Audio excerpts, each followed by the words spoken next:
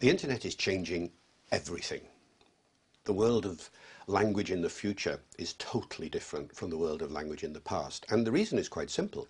There is more written language on the internet now than in all the libraries of the world combined. We've never seen anything like it before, and we haven't seen anything yet. When you're talking about the future of a language, we're asking about its long-term prospects. Where do they essentially lie? And my answer is they lie in the young people. They lie especially in the hands of the teenagers. The teenagers are the parents of the next generation of children. If teenagers are going to succeed in maintaining the intergenerational transmission of a language, then they have got to be enthused about the minority language, the endangered language that their parents and others speak.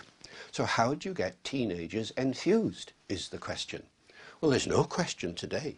The only thing that enthuses teenagers, apart from sex, is the internet and all the electronic world. And so that is the area where one has got to focus.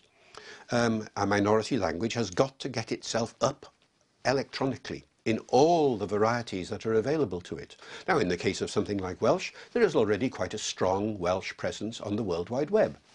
And increasingly, there are Welsh chat rooms and Welsh blogs and Welsh Facebook interactions and so on. Well, this is a very, very positive sign, and it needs to be reinforced as much as possible. The future of the Welsh language, as I think all languages actually, lies in the electronic domain.